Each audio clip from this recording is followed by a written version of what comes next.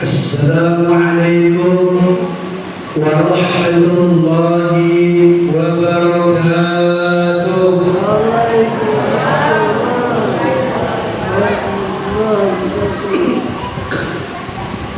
Innal hamdalillahi alladhi wakafa wa salamun ala ibadihi alladhina istafa.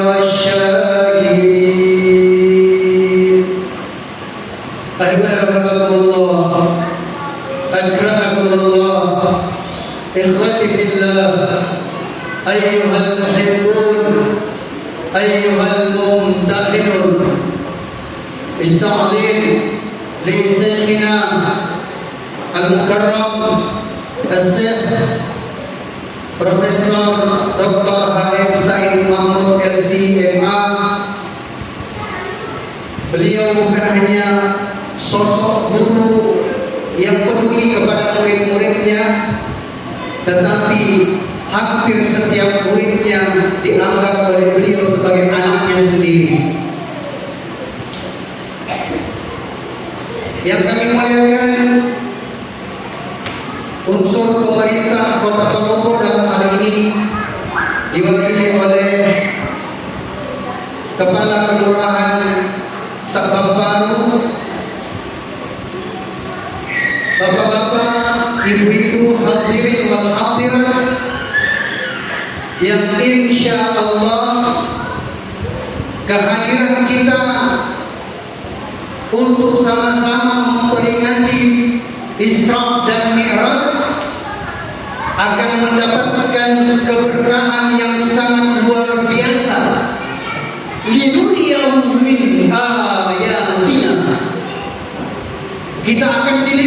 dipenuhi oleh nur, dan insya Allah ini akan menjadi sebab Allah Subhanahu wa Ta'ala selesaikan masalah-masalah kita. Allah Subhanahu wa Ta'ala berikan solusi, jalan keluar dari setiap masalah yang sedang kita hadapi dan yang akan kita jalani. Yang dimuliakan Allah Subhanahu wa Ta'ala, hikmah Isra Mi'raj yang hari ini sama-sama kita akan ulas, kita akan kaji, yakni as-salatul mi'rajul mu'minin. Kita sama-sama ingin flashback, ingin mengkaji dan mendalami bagaimana agar supaya salat yang telah dijadikan hadiah kepada umat ini pun juga nanti telah akan bisa menjadikan kita mi'raj kepada Allah Subhanahu wa Ta'ala. Yang dimuliakan Allah Subhanahu wa Ta'ala, ternyata prosesi Isra dan Mi'raj adalah prosesi yang sama-sama sering kita ulang ketika malam hari kita khatam di dalam zikir kita, terutama orang-orang tua kita, orang tua kami, para sepuh di Khalwatiyah. Sering di malam hari setelah sholat Isya kita sering mengucapkan Muhammadun bashar wa laysa kal bashari. Profesor Dr. H.M. Said Mahmud SCMA, beliau banyak mengkaji tentang persoalan ini, dan ternyata kajian itu pun juga pernah diperkuat oleh Syekhuna Syekh Uzair At-Taiburi. Beliau juga dari Tariq Al-Naqsabandi. Sama kajiannya untuk sama-sama menguatkan keyakinan kepada kita semua, Muhammadun bashar. Memang Rasul sallallahu alaihi wasallam diciptakan oleh Allah Subhanahu wa Ta'ala seperti mana kita manusia, merasakan sakit, merasakan lapar, merasakan panas, walaysa kal bashari. Tetapi Rasul sallallahu alaihi wasallam telah dikuatkan oleh Allah Subhanahu wa Ta'ala untuk melewati semua ujian-ujian dalam hidupnya, sehingga tidak ada perasaan sulit, tidak ada perasaan menggerutu, karena manusia yang sebenarnya manusia telah dijelaskan di dalam Al-Quran, innan nasa khuliqa halu'a. Persoalan ini tidak ada pada diri Rasul, karena bagi manusia pada umumnya dua keadaan ini khuliqa halu'a yang hadir dalam diri kita adalah mangulesa nama dureke. Inilah manusia biasa. Kalau diberikan panas dia merasa resah, madureke. Kalau diberikan hujan dia merasa resah dan gelisah.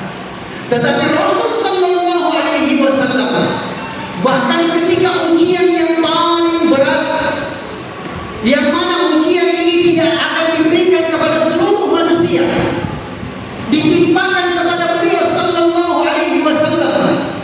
Kenapa kemudian Isra dan Mi'raj dikatakan sebagai solusi, jalan keluar dari setiap masalah kita? Amul husn, tahun kesedihan, adalah tahun yang telah ditimpakan kepada baginda sallallahu alaihi wasallam. Semua kekuatan yang ada pada dirinya, ujian yang menimpanya berterusan, orang terkasihnya dipanggil oleh Allah Subhanahu wa Ta'ala satu persatu. Tetapi ternyata tahun kesedihan yang dimaksud bukan sedih dengan hilangnya orang-orang terkasihnya, bukan sedih dengan keadaan yang ada di sekitarnya, tetapi para ulama menjelaskan tangisan, jeritan yang ada di dalam hati baginda sallallahu alaihi wasallam adalah tangisan kerinduan, kerisauan kepada kita semua. Beliau sallallahu alaihi wasallam ketika merantau bukan meratapi kepergian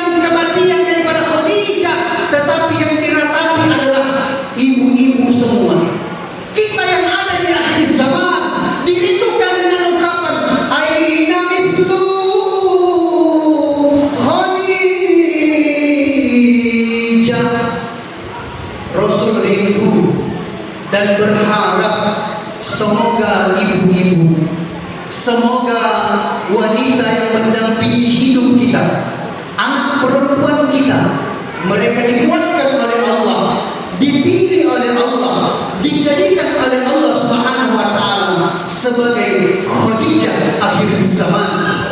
Maka ketika sifat-sifat yang mulia itu ada dalam diri kita, hari ini setiap manusia rindu dengan jannah, setiap manusia berharap kepadanya dengan syurga. Tetapi ternyata lain.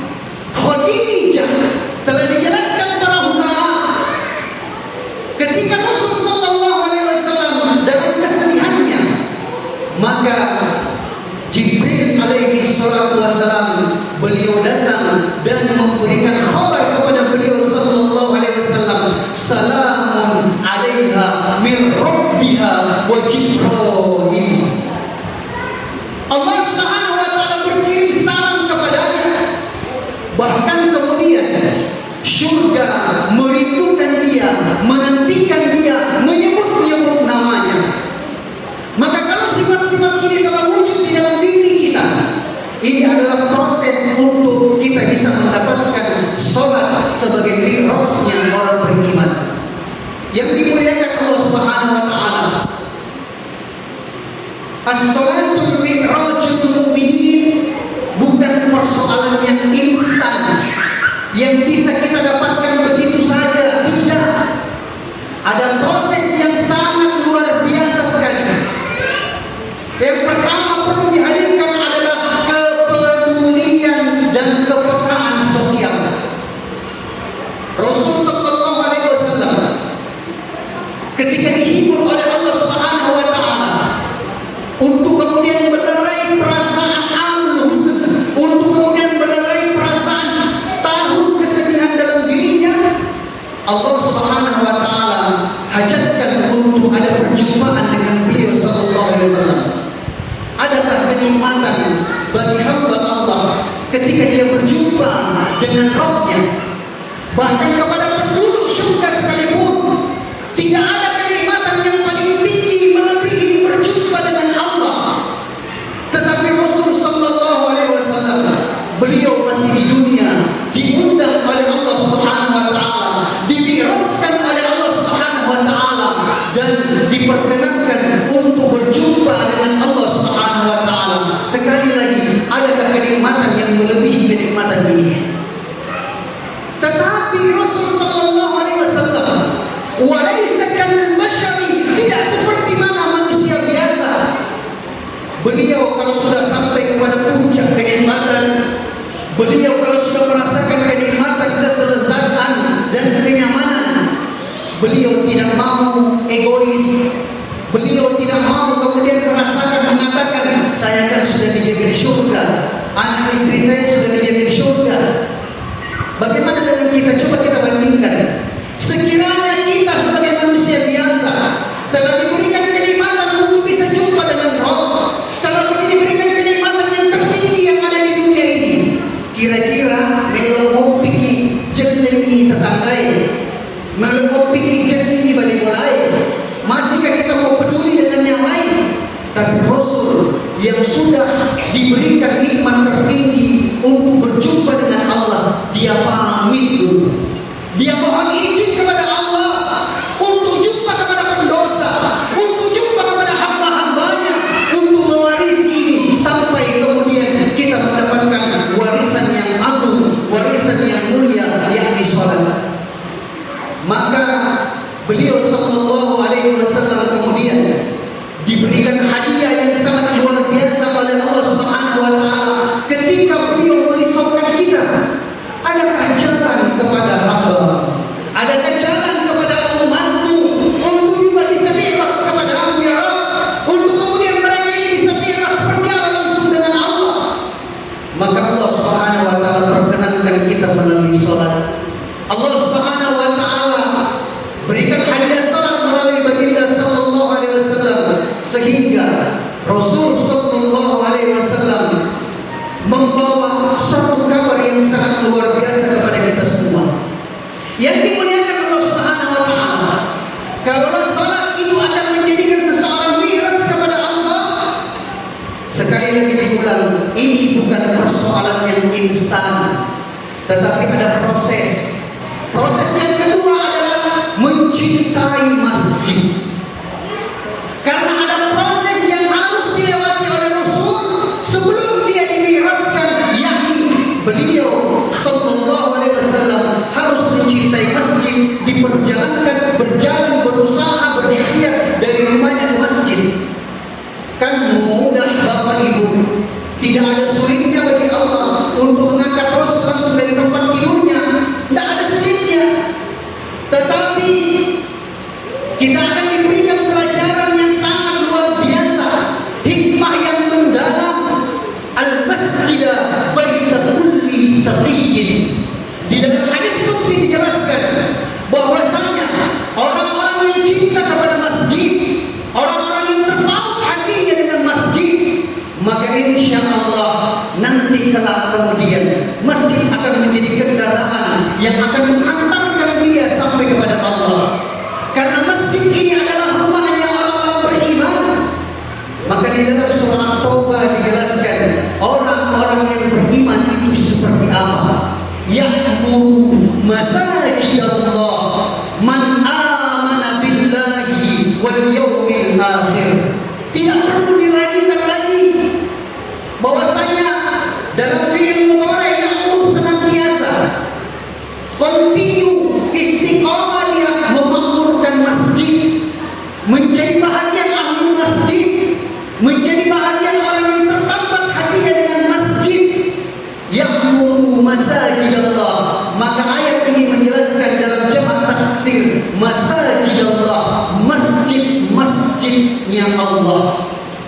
Almarhum Kiai Haji Yabani, guru kita, beliau pernah membawakan hikmah Isra dan Mi'raj.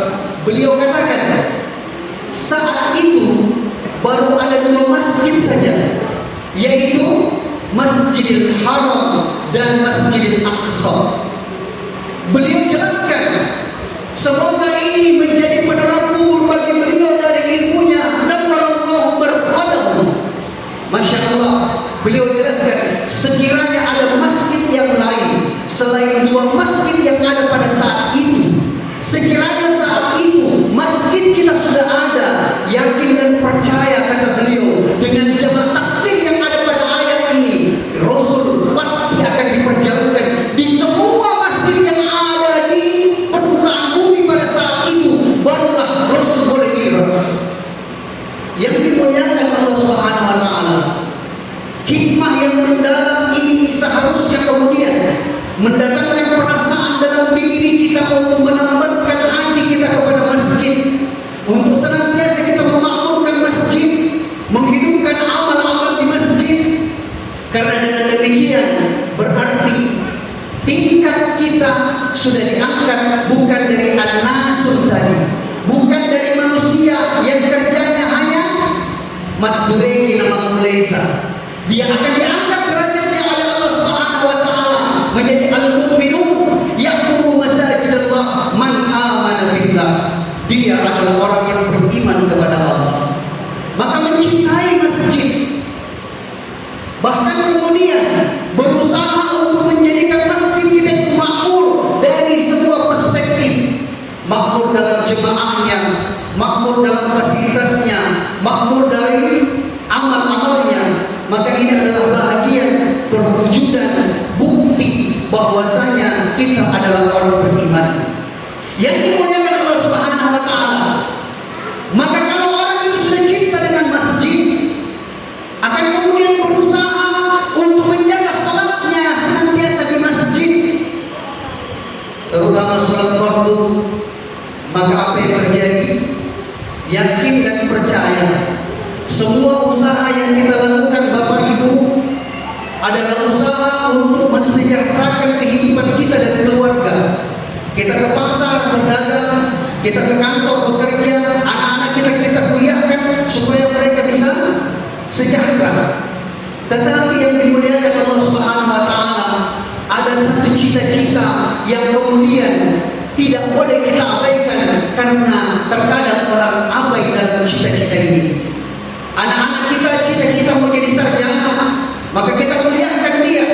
Kita ingin membangun rumah, maka kita banting tulang. Tetapi ada cita-cita yang sekali lagi diulang, jangan pernah kita abaikan. Yakni Rasul sallallahu alaihi wasallam menjelaskan, "Man shalla lillahi arba'ina yawman yumtikat takbiratul ula kutiba lahu bara'atun minan nar wa bara'atun minan nifaq."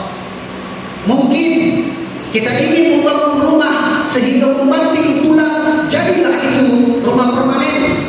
Mungkin kita ingin punya kendaraan sehingga kita banting tulang, sudah kita punya mobil dan sebagainya. Anak-anak kita sekolahkan, mereka pun juga sudah wisuda. Tetapi cita-cita, himmah, hasrat kita kepada akhirat tidak boleh kemudian kita abaikan.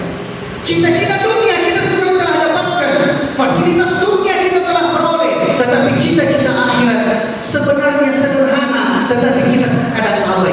Rasul menjelaskan, "Man shalla lillahi arba'ina yawman." Kita belajar untuk berusaha mendapatkan sertifikat dari sholat 40 hari 40 malam lillahi ta'ala. Bagaimana dikatakan di sini man shalla lillah, sholat karena Allah? Sholat karena Allah itu adalah mengikut cara sholatnya Rasul, di mana Allah dikumandangkan, yakni di masjid, kemudian di awal waktu dan secara berjamaah. Maka tingkat tertib sholatnya Rasul ini adalah tingkat tertib yang dikatakan shalla lillahi, orang melaksanakan sholat semata-mata karena Allah. Jangan sampai kita melaksanakan sholat kita akhirkan, berarti ada persoalan lain yang telah menghalangi kita dari sholat. Mungkin pekerjaan, mungkin perdagangan. Kita mengerjakan sholat kemudian tidak di masjid. Ada persoalan dunia yang telah kemudian melengsarkan cita-cita yang mulia ini. Padahal Rasul sallallahu alaihi wasallam menjelaskan, kalau kita mau mulia dan mendapatkan kemuliaan, muliakan salat, agungkan salat, karena Rasul menjelaskan, "Man ahana alaihi salat kanat indallahil awan." Kiai Zainal At-Taifuri menjelaskan hadis ini. Beliau katakan, barang siapa yang menganggap remeh sholat, matuk pide, lebih-lebih kalau hanya gara-gara drakor, matuk pide, lebih-lebih kalau hanya persoalan kantor, persoalan balai, persoalan dapur, persoalan makanan. Kalau kita kemudian mengabaikan sholat, kalau kita kemudian memutar nanti persoalan ini, berarti kita telah mengabaikan sholat. Rasul menjelaskan, "Man ahana alaihi salat," barang siapa yang meremehkan salat, kanat indallahil ahwan, seketika itu dia langsung hina meskipun dia genggam seluruh dunia. Saat itu dia langsung hina. Siapa yang menghinakan Allah meskipun dia memikul semua jabatan? Meskipun kita hidupnya sederhana, tidak punya dunia, hidupnya kita sederhana, tidak punya titel dan sebagainya, tetapi kita menjaga sholat, kita memuliakan sholat. Wa fi riwayatin fi mukhtalafil ma'na, man azama alaihi sholat kanat indallahil a'zam.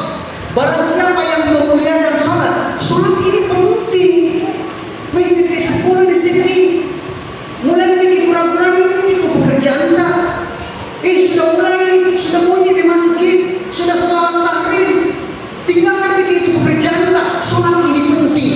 Sekali lagi, meskipun kita orang biasa, meskipun kita tidak punya dunia, Allah yang akan memuliakan orang tersebut dengan sebab nampak karaja supaya ini dia telah memuliakan sholat, maka Allah Subhanahu wa taala memuliakan juga dirinya di dunia sampai di akhirat.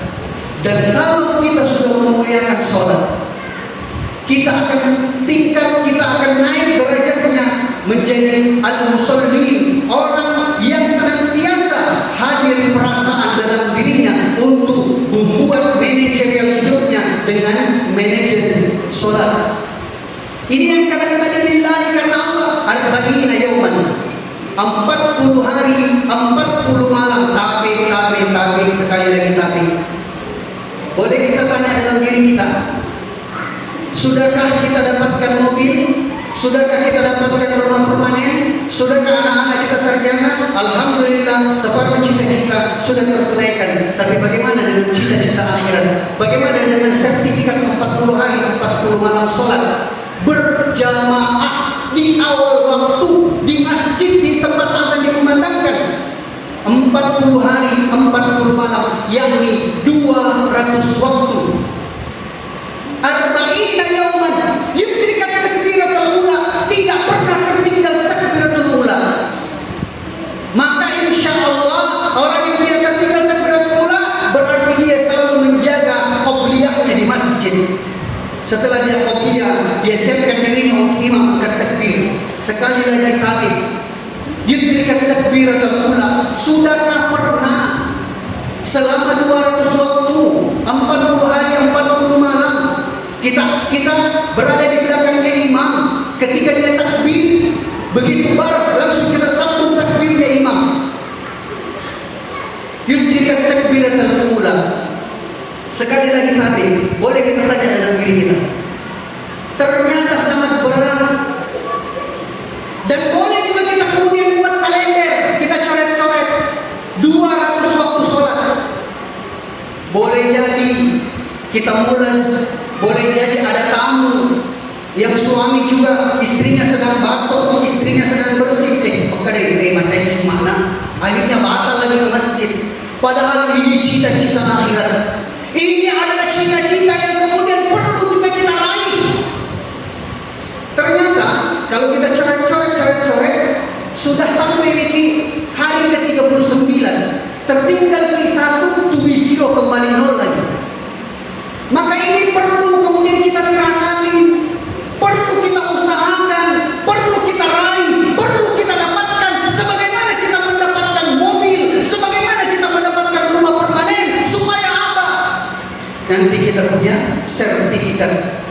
Kayak Haji Mukhlisul Mukhlasin, beliau jelaskan, di dunia orang tidak boleh pamer, tetapi di akhirat orang boleh pamer. Maka sertifikat sholat 40 hari, 40 malam itu akan dipegang para muslimin. Mereka kemudian akan kipas-kipas, yudrikat takbiratul ula, kutiba lahum bara'atani. Isi daripada sertifikat itu adalah dibebaskan daripada dua keadaan, bara'atun minan nar. Sertifikat bebas dari api neraka, berarti masuk di dalam surga. Yang dimuliakan Allah Subhanahu wa taala, betapa sayangnya Rasulullah, betapa rahmatnya Allah memberikan kepada kita umur yang begitu panjang, 40, 50, 60 tahun kita sudah lewati. Haruskah kemudian umur itu habis hanya untuk dunia saja? Haruskah kemudian umur itu habis sementara 40 hari, 40 malam, 200 waktu sholat tanpa tertinggal takbiratul ula? Adakah kita sudah pernah dapatkan? Yang dimuliakan Allah Subhanahu wa taala, inilah salah satu maksud kalau Bapak diajak untuk keluar 40 hari. Tuan Haji semasa beliau Masya Allah, ya, sejak awal kami di Kota Palopo, sejak awal pertama kali daripada digalakkannya gerakan khurut di Kota Palopo, setiap tahun beliau khurut 40 hari. Untuk apa? Untuk kemudian bisa mendapatkan keutamaan sholat 40 hari, 40 malam, mendapatkan takbiratul ula bersama imam. Yang dimuliakan Allah Subhanahu wa taala. Maka kalau kita sudah mendapatkan itu, Allah Subhanahu wa taala akan cabut dari dalam hati kita, wa bara'atun minan nifaq. Allah akan cabut penyakit yang ada di dalam hati kita, yang mana penyakit itu tidak bisa disembuhkan oleh medis, tidak bisa melalui operasi. Allah akan cabut ketika kita sudah dapatkan sholat 200 waktu, tidak pernah tertinggal takbiratul ula, bara'atun minan nifaq. Allah akan cabut sifat munafik dalam dirinya. Bagaimana itu sifat munafik? Kalau Allah cabut dalam diri seseorang, bahkan ancaman-ancaman itu terasa nikmat untuk kemudian dia bisa jalani. Perintah-perintah Allah adalah terasa nikmat untuk kemudian dia lakoni. bahkan kemudian larangan-larangan Allah akan bisa dia jauhi. Yang dimuliakan Allah Subhanahu wa taala, kalau masih ada sifat munafik dalam diri kita, masih bagus kalau masuk di telinga kanan, keluar di telinga kiri. Ini masuk di telinga kanan, keluar di telinga kanan. Sehingga kalau disampaikan hadis, dibilang ini hadisnya keras sekali. Bukan hadisnya yang keras, hati kita yang keras. Bukan hadisnya yang keras, sifat yang ada dalam diri kita telah menolak kebenaran hadis. Maka yang dimuliakan Allah Subhanahu wa taala, mi'rajnya seseorang di dalam salat adalah ketika dia telah mendapatkan 40 hari, 40 malam salat berjamaah di masjid di mana azan dikumandangkan. Sehingga kemudian nantinya ketika ada masalah datang dalam hidupnya, Rasul sallallahu alaihi wasallam telah menjelaskan, "Ju'ilat qurratu aini bis shalah." Allah telah menjadikan sebagai penyejuk matamu. Mariu kau sedih, narai kau polisi waktu masuk pajangnya. Kan tanpa sadar dan hati-hati kita. Terkadang kan kita menggerutu, manggarai bisi, losi. Jangan sampai kita keluar daripada kategori ini. Seharusnya kita merasa gembira, seharusnya kita merasa senang.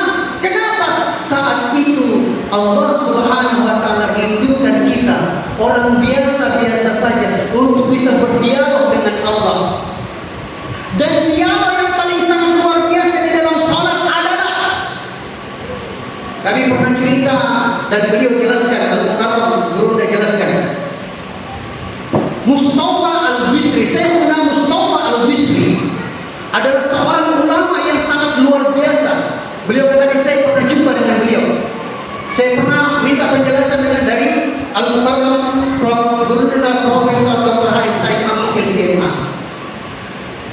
Mustafa Al-Bisri ketika telah diangkat derajatnya oleh Allah Subhanahu wa taala menjadi maqam aulia, yang mana di kompleksnya itu tidak ada ulama yang melebihi ketinggian ilmunya, ketinggian maqamnya, ketinggian tarekohnya Mustafa Al-Bisri. Ternyata waktu itu ketika sholat maghrib, beliau sampai kepada ayat Iyyaka na'budu wa iyyaka nasta'in. Beliau menangis, tidak sanggup untuk melanjutkan ayatnya. Maka beliau mengulang lagi Iyyaka na'budu wa iyyaka nasta'in. Semakin deras air matanya, semakin dihayati, semakin tidak kuat, sehingga kemudian beliau keluar dari sholat, keluar melalui mihrab dan digantikan oleh imam yang ada di belakangnya.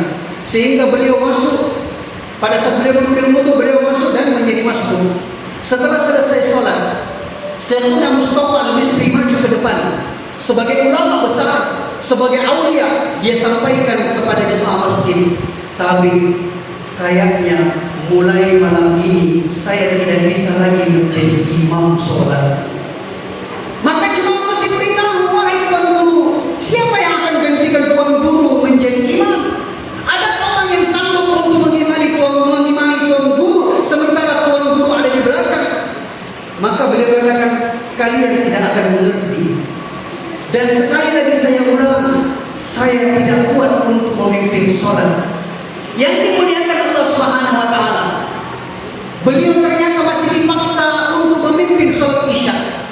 Terjadi kejadian yang sama sampai kepada ayat Iyyaka na'budu wa iyyaka nasta'in. Ternyata menjadikan beliau menangis.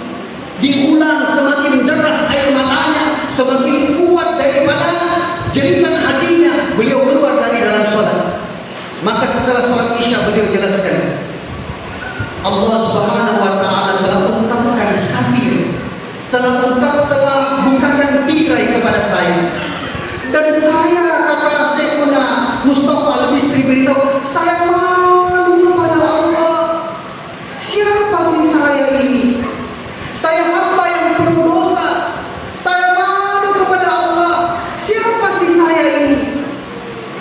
Yang mana di dalam kitab Adabus Sunnah dijelaskan, seseorang memanggil kepada orang lain yang lebih tua, ada namanya ta'zim, memuliakan. Kita tidak boleh memanggil seseorang langsung dengan namanya tanpa gelaran di depannya, orang yang lebih tua bagi kita.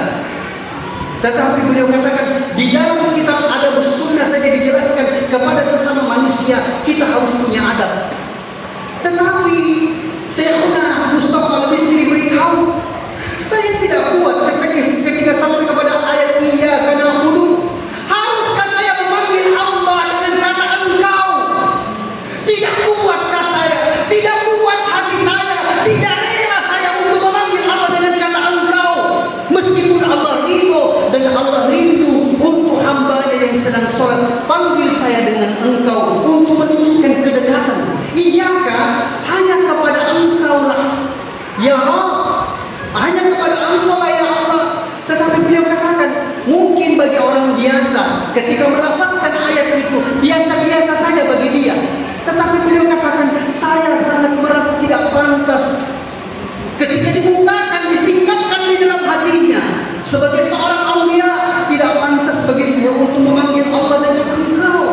Saya tidak kuat untuk menyelesaikan daripada surat Al-Fatihah yang dimuliakan Allah Subhanahu wa taala. Inilah maqamat, inilah tingkatan-tingkatan yang insya Allah ketika kita lewati salat 40 hari 40 malam, kemudian kita istiqamah menjaga amal-amal kita di masjid, dan istiqamah kita senantiasa untuk menjaga salat di masjid, maka tidak ada keterpaksaan. Kenapa? Karena nantinya akan muncul di dalam diri kita perasaan cinta dan rindu, bahkan berhajat kepada sholat.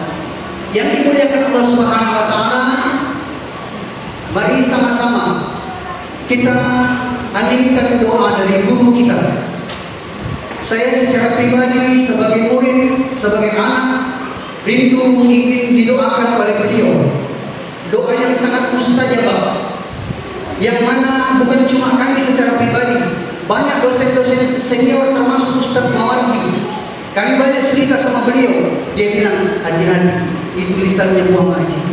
Saya sudah pernah buktikan, saya bilang saya juga buktikan. Saya tidak akan jadi magister, saya tidak akan ambil program doktor di Islamabad kalau bukan karena doa dari beliau, kalau bukan ketika beliau mengangkat tangannya untuk berdoa kepada Allah, maka semua jalan-jalan akan dimudahkan.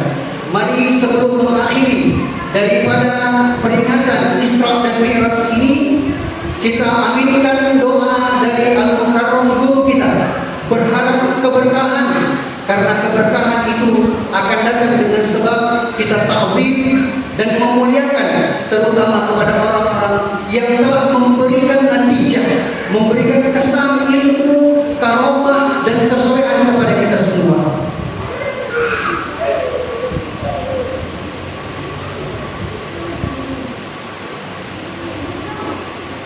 Al-Fatihah.